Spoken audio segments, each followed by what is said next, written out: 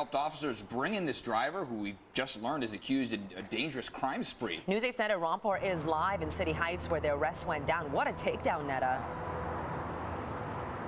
Yeah, it certainly was, and we do have new information this morning from sheriff's deputies who say the driver, Daniel Medina, was involved in a carjacking in La Habra. That's more than 100 miles away from here to the north of us.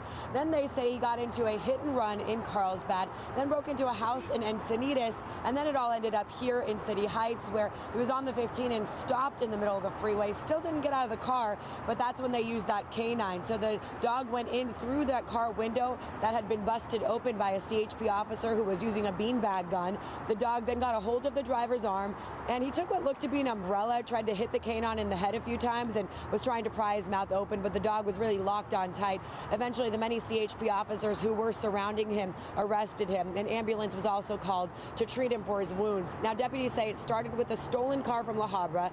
Then CHP discovered that same car involved in a hit and run on 5 that was at the La Costa exit. Then they say he ran away from that scene. Deputies and CHP officers searched for him with no luck, but then they spotted a minivan with its headlights off. At the same time, they got a call that someone had broken into a house in Encinitas, took keys from that resident who was sleeping at the time, and then took the victim's car, which was the same minivan they were following. That home invasion and robbery was at the 500 block of Rockport Court in Encinitas.